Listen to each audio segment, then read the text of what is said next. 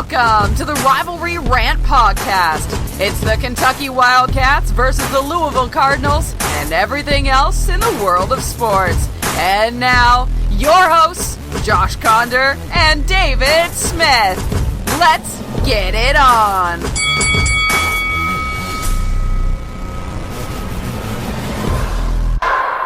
Welcome, everybody, to episode number 8 of the Rivalry Rant podcast. The 8th consecutive week, David walked into my house, opened my refrigerator, and drank my beer, and has still not brought any to replace them. Dave, how are you, bud? Doing good. So you got a 30-pack in there. Didn't feel it necessary. Oh, so 30-pack is just free for friends, huh? Yeah, I'm pretty sure that's why you bought it. Well, so far I've had a 6-pack in there you've drank, out of a 12-pack in there you drank. So is 18 the secret number for me to buy where you don't drink my beer? I'd say just stick with 30. Okay, stick with 30. That's what it seems. I'm just going by what you tell me, so. Well, that's why I'm here.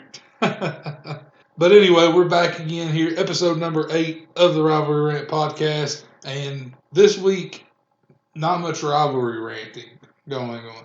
Unfortunately. Now, normally David comes in, we sip on a beer, go over the show notes, but today I had it all ready. We're talking about what I want to talk about today. I don't even know what we're talking about. Exactly. Because I felt if I kept you in the dark, it was going to make this better. Let's do it. Okay. Here's breaking news on the Rivalry Rant podcast. I have a solution for Lavar Ball. This Lavar Ball problem that we have. Let's hear it. Okay. Today, did you see Jay Billis's article that came out today, Monday, July the 30th? Or day the 31st? Yeah, day's 31st. Was Jay Billis the one bashing him on Twitter, or was that Kirk Herbstreit?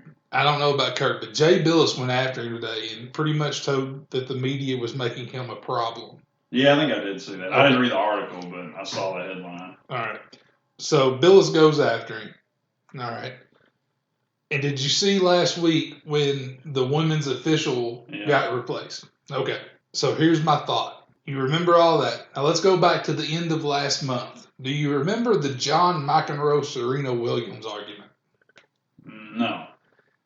McEnroe basically came out and said that Serena Williams would not beat one of the top 100 tennis players that are males. Okay. It was the male versus female. Right. Okay. And women got frustrated all to pieces about it. Of course. Okay. So here's, for women's right and female activists, here's your chance. Go after this crazy man. Yeah. If there's ever a time to turn it loose, he's not saying that you can't play sports. He literally argued that a woman was not able to run up and down the court and judge what she was seeing. Which is so much worse than the tennis thing. Exactly. And McEnroe gets bashed for it, but there's nothing Lavar Ball going on with this right now. Because here's the thing. McEnroe probably has a point. I mean, Serena Williams is awesome. I almost maybe disagree with him, but you can make a better argument for that than Lavar Ball talking about a referee that has nothing to do with physical capabilities whatsoever. Okay. Look, I believe that if women want to be doctors, they can be doctors. If women want to go be astronauts, they can be astronauts. But when it comes to sports, it is proven fact that men are better than women. Yeah, and it is what it is. It's how our bodies are set up. Right. Okay. Physically. Women are better mothers. They're better at nourishing children and stuff like that. I mean, it's just how it was set up. They're better at most things, really. But as far as physical, yes, athletic ability, there's not a woman in the world that can hit as many home runs as Aaron Judge is right now. No, there's not a woman in the world that could play LeBron James one-on-one in basketball. No, there's not a woman in the world that can hit a golf ball that far. No, farther than a male professional. There's nothing wrong with that. It's just a fact. Not a bit. But you want to get all riled up over McEnroe saying Williams. When Williams, look at the serve speeds. It's obvious there's a drop off between male athletes and female athletes, even in tennis. Right. So, women activists, women rights movement. Let's get it going here and go after Lavar Ball. I haven't heard more about that because I thought that would blow up. Yeah, That's what I was kind of like. McEnroe was in the news for 3 or 4 days after that. Is it just because LaVar Ball said it that it's not getting? I don't know. LaVar Ball has this going on right now, and he's also got Shaq rapping about him again. And he's getting what he wants, attention. Yes. But Billis coming out and talking is pretty, and Billis makes an excellent point. You're seeing this happen right now. What about the next all-star basketball player that comes along? It's going to be the same thing. Be a crazy dad, you get on ESPN. And what's even worse is, why did they allow the switch? That's what blows my mind. Because didn't ESPN apologize today about it? ESPN, I don't think has anything to do with it. Adidas did. That was right. Yeah, I hate ESPN so much, I automatically think that they should be apologized. Adidas was the one running the AAU tournament. That's right. And they switched them out to keep LaVar from pulling his team off the court again. Who cares? Let him walk.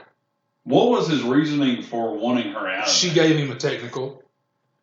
And he literally came out in the post or after the game and was like, she can't see what male officials can see. So why aren't women activists going after him? Let's ask this question for real. This is something to think about. What if Rick Pitino or John Calipari did that during a men's basketball game? Oh my God! Oh, it'd blow up. It would be over. Yeah. People would be going crazy. Coach K. No, they would. I mean, at that point, you throw that kind of fit, that's losing your job there. Yeah, I mean, because, again, it doesn't seem to me being a ref would have anything to do with physical ability. I mean, you're running up and down the floor, but there's a lot of women faster than me, and some of those men refereeing games, they don't look like they're in the best of shape. Let's just be honest. No, half of them can't even see. And this lady looked like she was in pretty good shape. I don't know what her eye test scores would have been, but I mean, some of those guys that are refereeing, which I understand, college basketball, you want people that come along. Like, you have to earn to be able to officiate college basketball games. There's a process you go through and schooling and stuff like that. This is AAU high school basketball. It's not hard to get qualified to do it. I wouldn't be surprised if she could sue Adidas or something for that. I mean, you probably got a point. I mean, you could easily do the discrimination lawsuit, I feel like. I mean, to be an official in the state of Kentucky, all I have to do is get online, pay like $45 and take an online test. And I can start reffing high school basketball. I was an official for an elementary school basketball game, and I was the worst official of all time. It gave me a newfound respect for officiating because I was so bad it was unbelievable. But that also doesn't stop me from yelling at the refs during games either. I feel like this could solve our LaVar Ball problem. Also, it seems like with LaVar Ball, he's doing these things, and because it's LaVar Ball, it's just accepted. It's LaVar Ball being LaVar Ball. Yeah. And I don't think that's fair either. It's not right. It's not right for a kid to be it should be Lonzo Ball that's getting this praise, not his goofy father. And we talk about it all the time on this show. The negative media attention is where it's at now. And I mean, we talked about it. This is the third week we've brought up LaVar Ball or Lonzo Ball. Yeah. But this is the solution, I feel like. I think it's the easiest thing to attack him over. I agree. So now if I get Kim Jong-un out of North Korea, we got something going. There you go. Solving problems on the Rivalry Rant podcast. Available on Apple iTunes. Second point for the week, Dave. We're not big NBA guys, but it has occurred to me that the D-League system in the NBA is dying off. You want to know why? Why? Last week, Terrence Jones signed one of the biggest deals ever out of China professional basketball. So he's no longer in the NBA. He's going to China for 1 year for $2 million. Right. Yeah. Brandon Jennings, 1 year, $1.5 million. Okay. Overseas basketball is the new developmental. Well, I mean, look at a guy like Russ Smith. He could be in the D-League right now. Yeah. And he's scoring 70 a game in China, making a lot more money than he'd make in the D-League. Exactly. But I think those two deals, and then you see former Wildcat Darius Miller come back over from Germany, wins 3 titles in Germany, and now he's back with the Pelicans and signed a 2-year deal. Is this going to be the new norm for these guys? I don't know why it wouldn't be. I've actually said this many a times about top high school recruits. If I'm a high school recruit and a top 10 player and you have to be 19 to go to the draft, I'm seriously considering taking me a 1-year vacation overseas and making a couple million. And I think that is a little different than the D League just because you're going to get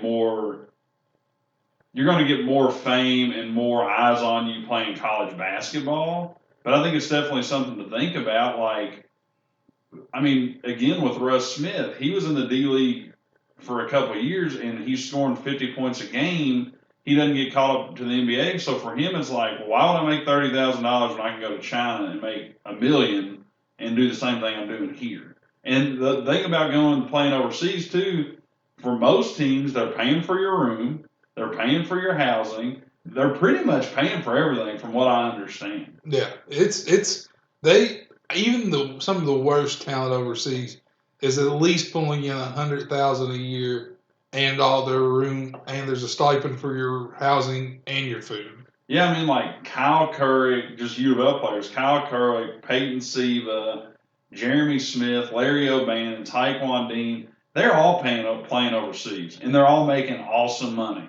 And they're not spending a lot because their shelter and their car, everything like that is paid for. Why would you not do that? Why would you go play in the D League making $30,000 a year? Well, obviously, there's guys that are going to be under the NBA contracts but if you're under NBA contract, you're making good money. You're not making the $30,000 that you're making in the D League. Yeah. So those guys are going to be forced to go to the D League.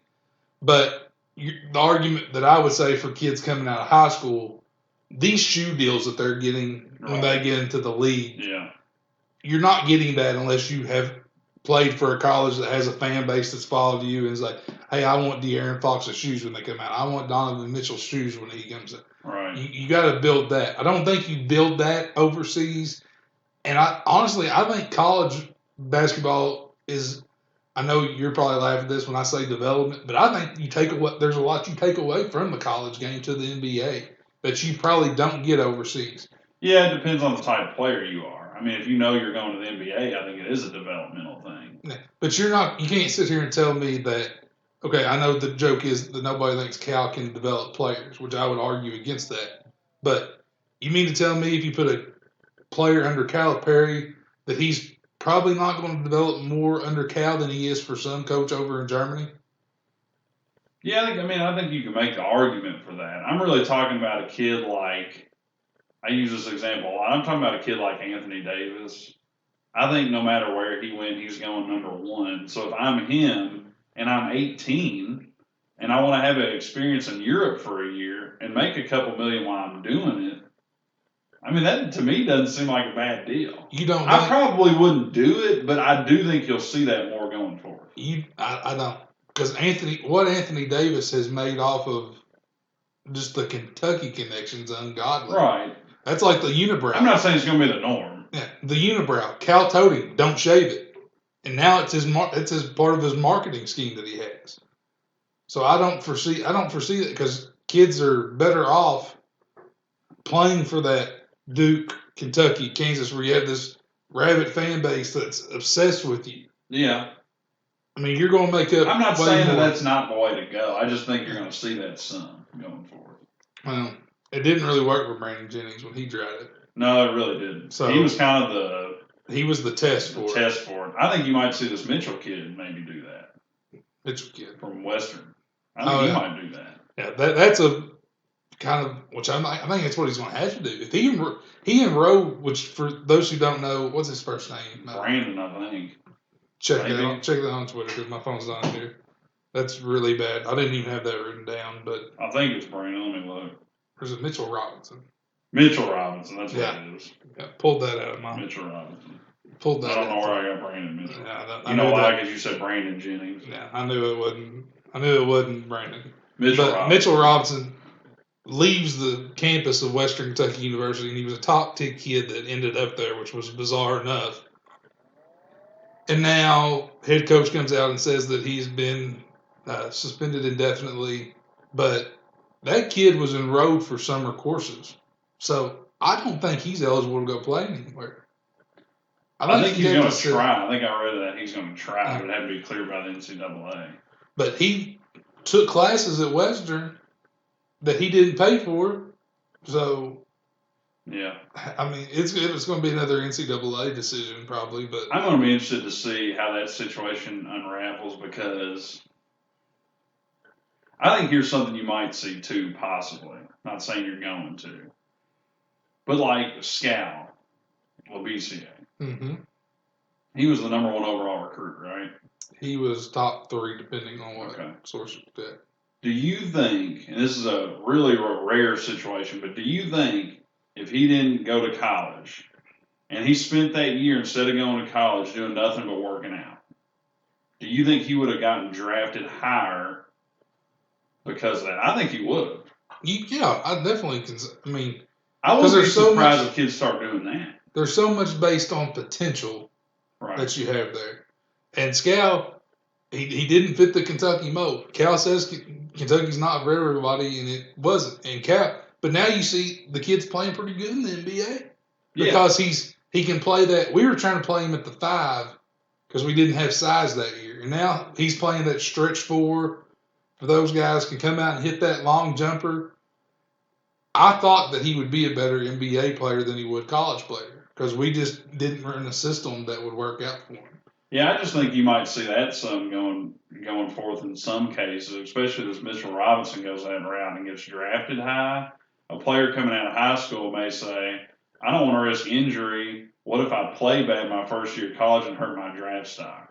I mean, I don't know. It's just a thought that I think could be a possibility going forward. Cal uses the term, I can't hide you here. Kentucky's under the biggest microscope in college basketball there is. Right, that's what I'm saying. If you struggle, you're going to struggle. Exactly. Yeah, but I don't foresee these kids that are top 10 kids, if you don't have that mindset of, hey, I'm the best, then I don't think you're going to amount to much. Yeah, again, I don't foresee it being the norm, but I could see those two options. But the kids that do that, I don't want any part of them. Yeah, I would agree with that. No. This Robinson kid, it came up, and Kentucky was rumored after this, he's left campus and everything. If he's eligible, he won't be at Kentucky. I don't see Cal taking him, especially because there's probably something going on there. If he's good enough, they might. Nah, I just don't foresee it. But I think LSU's a landing spot for him if he's cleared by the NCAA. Why do you think that? That's just what's been reported. Okay. I don't know anything. Is that just because a lot of good players like to go there and flame out? Yeah, that's what was on Twitter, so that's what I'm going to go with. Who was the guy that U of L wanted so bad? Blankley. Is he still there? I think he left. Did he declare for the draft, I wonder? I don't know. He had a hell of a visit to Louisville, that's all I know. He had a good time. Yeah, good time. And it's a good transition. That just lined up perfect for me. We're not going to talk about Louisville today, but UNC gets its date with the Committee of Infractions with the NCAA. August 16th. Were you as a Louisville fan happy to see that? I mean, I'm not happy, but because I don't really care about North Carolina, but I think if they don't get slammed, there will be a lot of unhappy U of L fans. And I'm actually in the camp that they're going to get slammed. Yeah, the letters and stuff that's coming out from the NCAA to them shows that they're taking this pretty damn serious. Here's why I think they're going to get slammed. Because when we got our response back from the NCAA, it was written like, y'all are going to get slammed. I don't know if you remember that. Yeah. Because, like, when we got the original notice of allegations, it was pretty not that bad. Like, it wasn't that bad, and then we responded, but then their response was like, no. Don't even argue, you're getting slammed. And that's kind of how it was with the NCAA. And I think North Carolina has really made the NCAA mad with not cooperating. But as we know, it doesn't matter if you cooperate. So I think they get slammed, but I could be wrong because the NCAA is insane. So I wouldn't be surprised if they get nothing. It wouldn't surprise me at all. I think if they get slammed, and I think the cooperation thing, and I don't know if I I had this kind of mindset throughout your all's whole ordeal because you kind of argue that, well, hey, we worked with them, did everything that they asked for. You can do all that, and still at the end of the day, if you get off with nothing but a slap on the wrist, it's like, well, yeah, you can do terrible stuff, win titles, and they're not going to take it from you. So that's why I thought they kind of had to attack you all some. But here, North Carolina has done nothing. You have to throw the book at them. If you're going to do this to Louisville, and you're looking at what the crimes were, you have to go after North Carolina and throw the book at them. I said this from the get-go. I think the NCAA set the precedent that there's no point in cooperating with us. And it's going to be real bad if they don't slam North Carolina. If they don't slam North Carolina, that whole idea of not cooperating is going to be times 10 for everybody. Would you agree with that? Because why would you? Well, here's my thing. If you cooperate expecting that you're going to get just everything swept under the rug. I don't think everything's swept under the rug, but a little bit off. I think it's almost like if you commit a crime and you own up to it, and when you work with the cops, you're going to get off lighter than if you go on the run and they catch you. You don't expect to get off, but you may expect a little leniency. But at the same time, what could they have done in your all situation that would have just taken your regular season wins? Nobody cares. That's not a punishment. Nobody gives a shit about that. I mean, I think not vacating titles and Final Fours would have been a good start. But here's the thing. That's what matters the most. Yes and no. I mean, I kind of always thought that too, but then when we got handed our penalty, nobody even talked about it. They talked more about the Patino suspension than they did that. Well, I think you still have what players was it? So, I mean, your all story's not finished yet by no means. I'm just saying there's no point in cooperating. It's clear with us. And so why would you? Especially if North Carolina doesn't get slammed. I don't know how you can not agree with that. I've said it. I said it when your alls came out. I said if they don't slam North Carolina, then it's not right. Yeah. We'll see. But the whole cooperating to make things less, I just don't. To me, that kind of bugs me because it's just saying, well, hey, as long as you work with us, you can do whatever you want. I don't think it's saying that, though. I really don't think it is. I don't think it's saying that.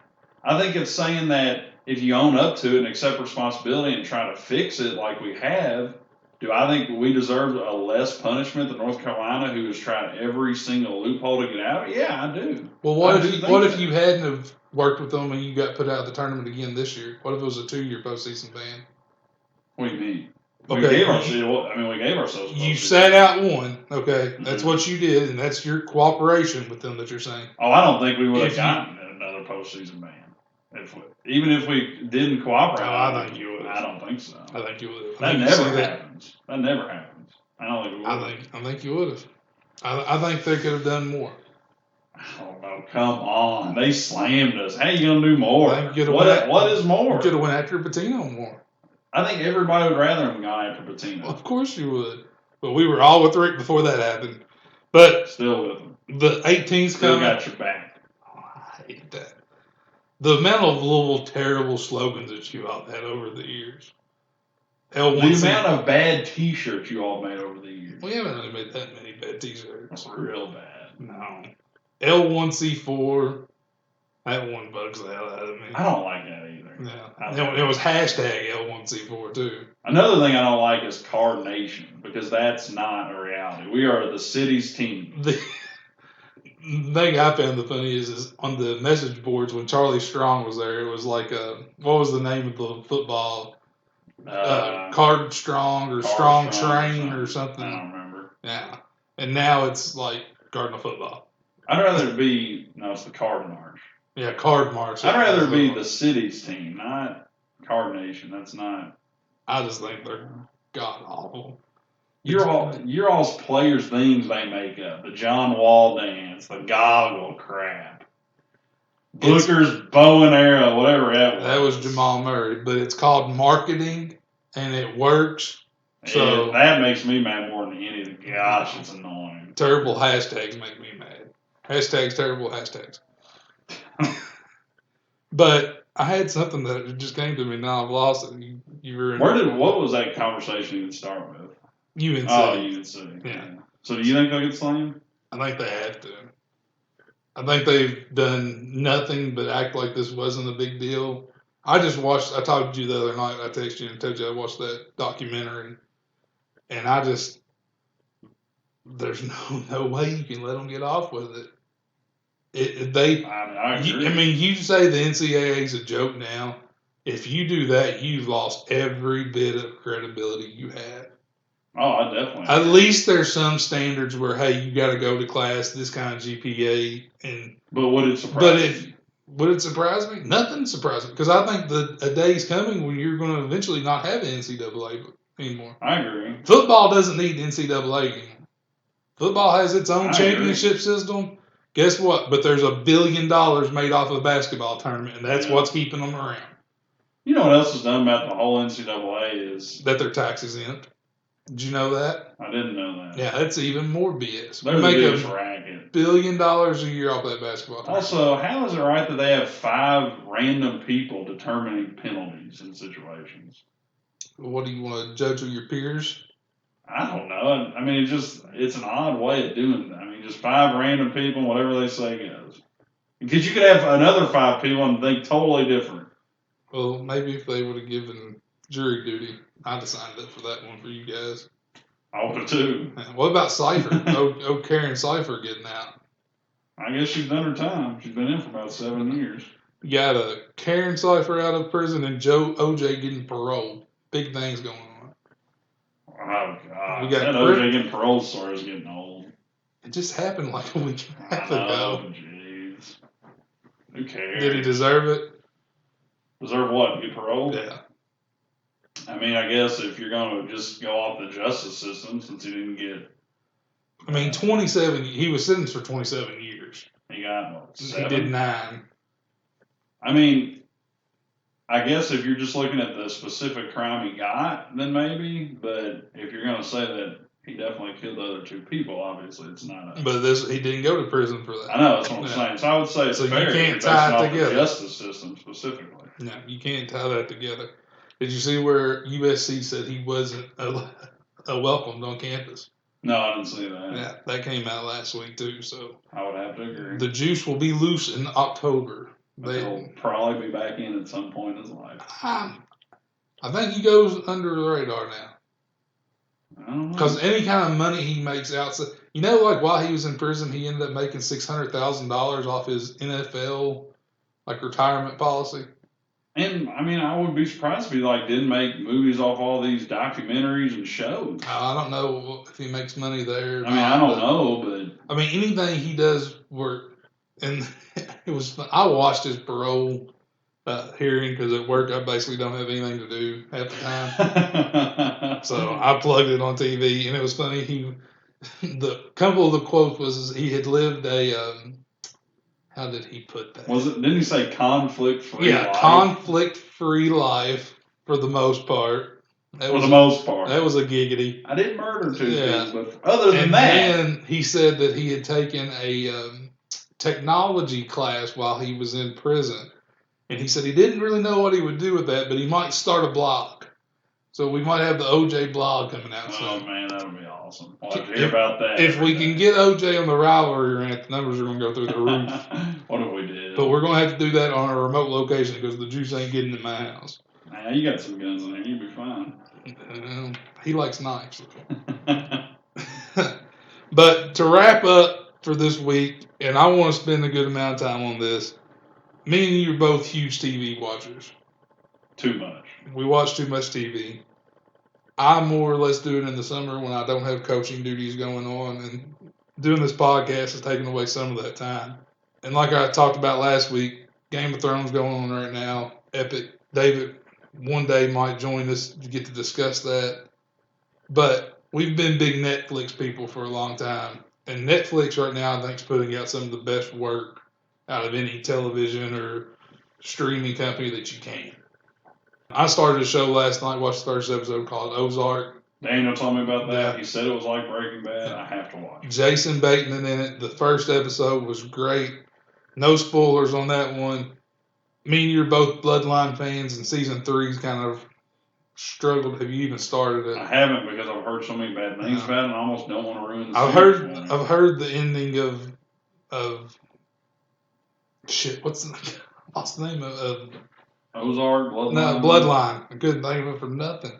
It's terrible. So I'm just maybe episode a month until I finish it. But we both watched both seasons of Last Chance U. And for anybody who hasn't seen it and you're interested in it and you don't want it spoiled for you, turn this off now and we'll see you next week. But 2 seasons now, Last Chance U, based on East Mississippi Community College out of Scuba, Mississippi. Basically a school where former Division I athletes, football players that have maybe had some off-the-field troubles can go to try to get straightened back out. Me and Dave have watched both seasons now, and it is one of the best sports documentaries that you see. It's based around a crazy coach, Buddy Stevens. Stevens was his name, correct? And then a counselor, Brittany Wagner, who happened to like my tweet the other day. I saw that. So you can say things are getting kind of serious between me and her.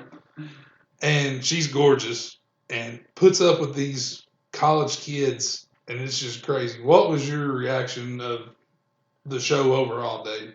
It was so good. First of all, I have to ask this question. Okay. Are you taking, what's her name, Connie Britton?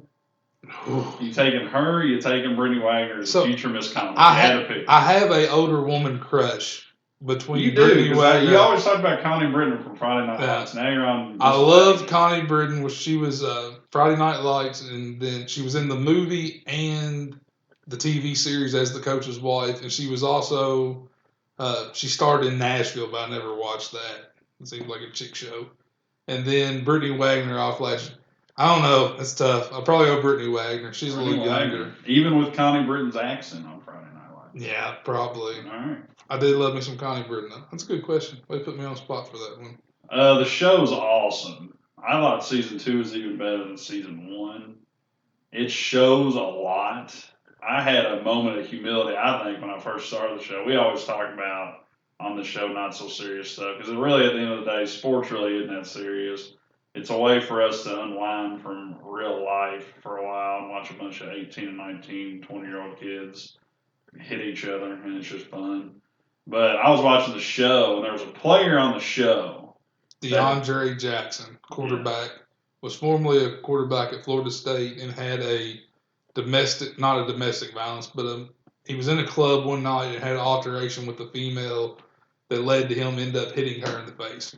It was an extremely bad mistake on his part. And I've always had no patience for domestic violence, sexual abuse, things like that. I've never had any patience for it whatsoever. I still don't have any patience for it at all.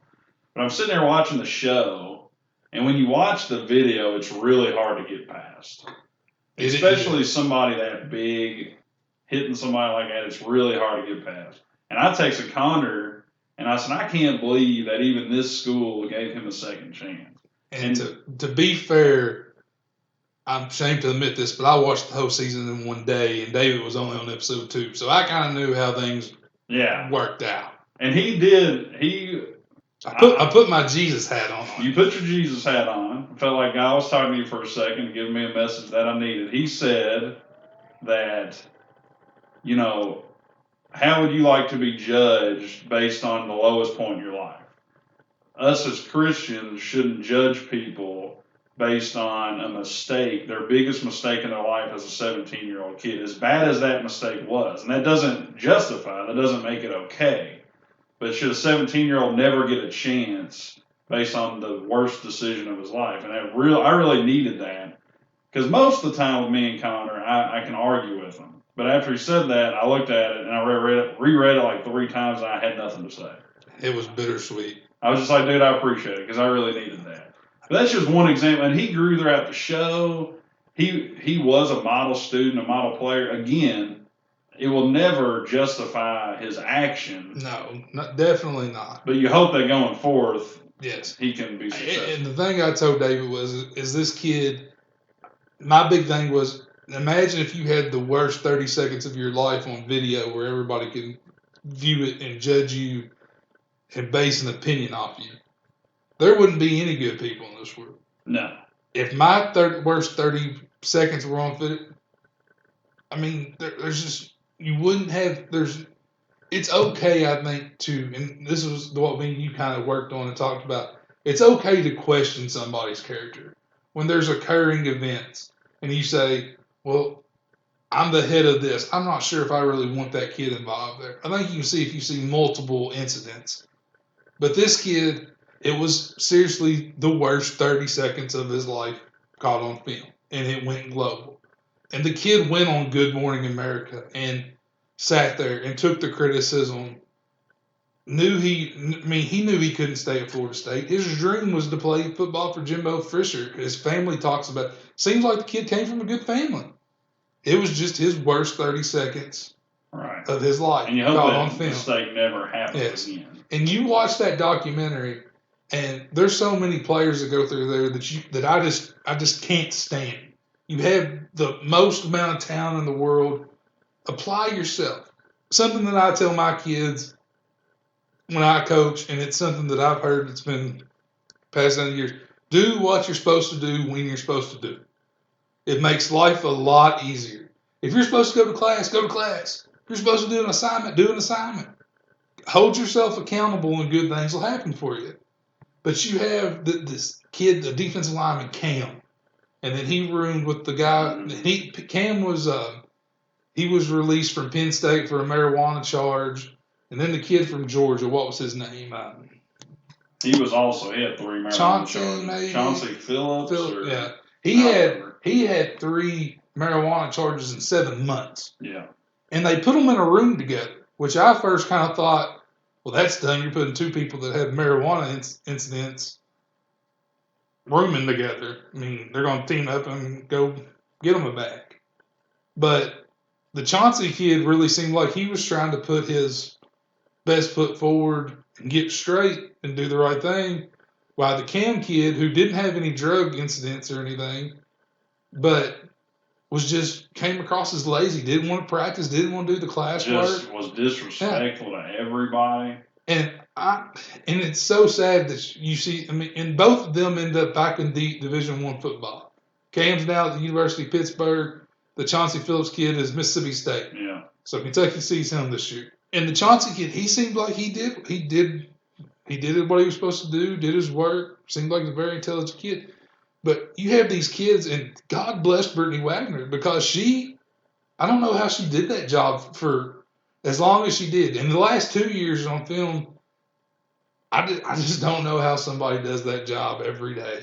I don't know how she dealt with it either, because I was watching the show and I thought, how could you do this job? Because what made the show so great was you had the kids like Cam and that running back, Isaiah Wright, who had all the talent in the world. And if they just didn't shoot themselves in the foot, like that running back ended up going to a D2 school, when if he just played football and went to class, he would have got a Division I offer easy. Oh, he had the interest. I mean, this shows Hugh Freeze on there, Dan Mullen on there looking at that kid. And I mean, even you had Buddy Stevens, the crazy head coach that we're about to get to, he flat out told Hugh Freeze, he's like, that Isaiah Wright kid's special. He's got the most talent out here.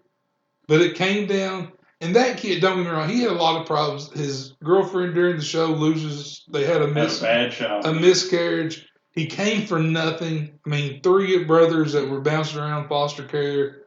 So it's a terrible situation. He came from a terrible situation.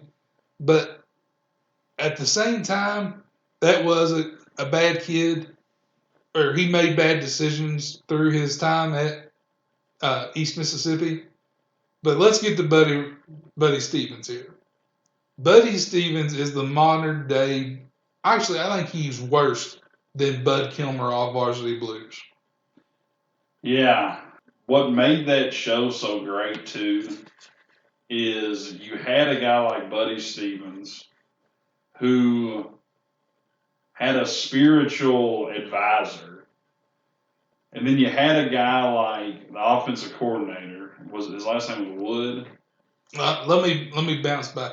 At the end of season, you see season 1, and Buddy Stevens, it appears just how he appears at the end. He's a crazy psychopath that cusses, running up and down the field, yelling at staff members, and they have this brawl breaks out between them and another Mississippi school that leaves them getting disqualified and takes away their chance at a national championship. The penalty for that is anybody that was at that game had to sit out the first game of the next year, except the head coach. He was allowed to be there. And at the end of the first year, he called the players thugs, which I thought was one of the worst things that he could do. Yeah. And that's been everybody I've heard talk about the show has said that part. That was his biggest no-no. So we start this year, the second season. He has the spiritual advisor, not mocking the guy for that. Everybody needs Christ in their life. He's trying not to cuss as much. He says he's doing push-ups every time he cusses. Spoiler, he does 15 push-ups the whole damn show. But you see, he's all talk how he wants to change, but as soon as the whistle blows, he's back to the crazy man. Here's what made the show so good to me. And, well, this is one aspect that made the show so good and so different. I thought it was really cool how in a modern age of you're not supposed to put any type religion or Christianity into a show, they didn't care. They really focused on it. You saw the players in Bible study with the offensive coordinator. You saw at one point somebody getting baptized. And my point earlier, when you had a guy like Buddy Stevens, who had a spiritual advisor, then you had the offensive coordinator, and his name was Marcus Wood, I think.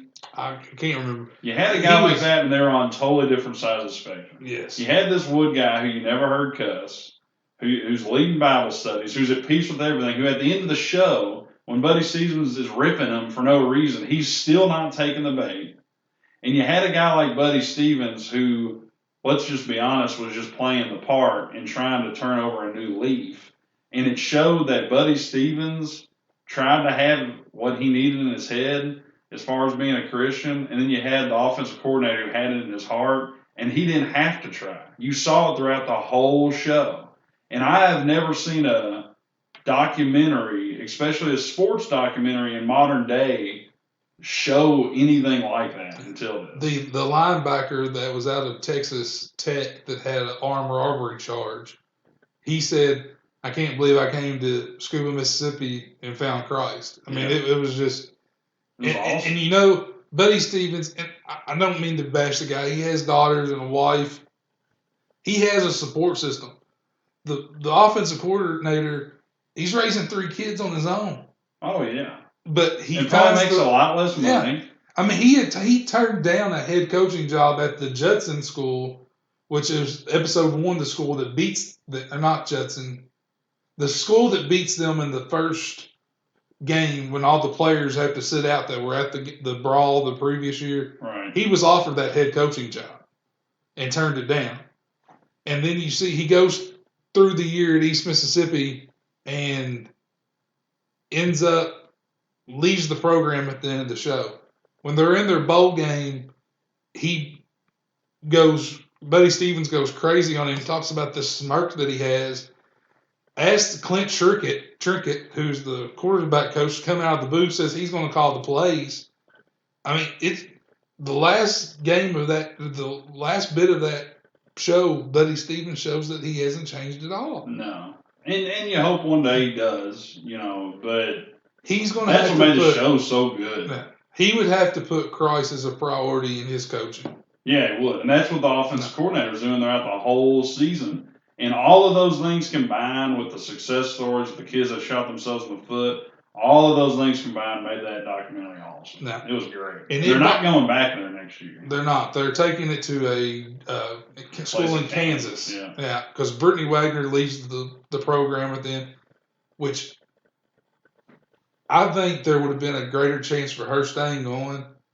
But until the season's over and they don't have to worry about getting these kids graduated, there's no relationship with her and Buddy Stevens, or really anybody on the football, or you can't say anybody because the defensive line coach, I believe, was in there with their son. Yeah. But there's not a big conversation. I mean, in the high school letter, our athletic directors are talking to us about kids all the time. There was no relationship between the coaching staff really and Brittany, Brittany's the reason why they even had the talent there in the first place that could compete for games like that. Oh no, it was a great show. Yeah, it's by far something. And even if you listen to us tonight and haven't seen it, check it out. It's worth.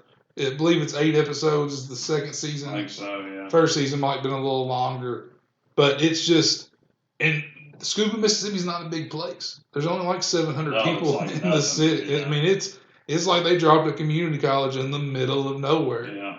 And these people are ate up with it, and you could. They missed out on the championship with the brawl, and you see them lose the first game of this past season. They cost them another. It cost them 2 national championships, probably. Yeah. Because they had by far the best team. Yeah. So now, I mean, the show wraps up. Former Louisville player Tim Bonner and the DeAndre Johnson kid, they end up at Florida Atlantic playing for Lane Kiffin. And Clint Trickett went down there too to coach tight end coach, which was odd to me. Yeah, if you're a quarterback coach, that's kind of what I thought. Yeah. So those guys are down there at Florida Atlantic. The Chauncey Phillips kid, he's at Mississippi State. Cam kid, the other kid on the defensive line, he's at Pittsburgh. So you're going to see those kids back in Division I. And let's just hope things go a lot better for them this go around. Agreed. Yes, sir. So we will be back next week to preview the UK football season. I can see the enjoyment on David's face. Can't wait. He's blinking. We're 10 days away from vacation, so next week, I apologize, but I will be giddy as all out. I haven't had a vacation in over a year and a half, so I'm ready to get away for a couple days with some old buddies at the lake. Dave, you got anything to wrap up? No, good show. Another good one in the books. Keep listening. Yes, check us out on iTunes or YouTube, and we'll see you next week. Thanks.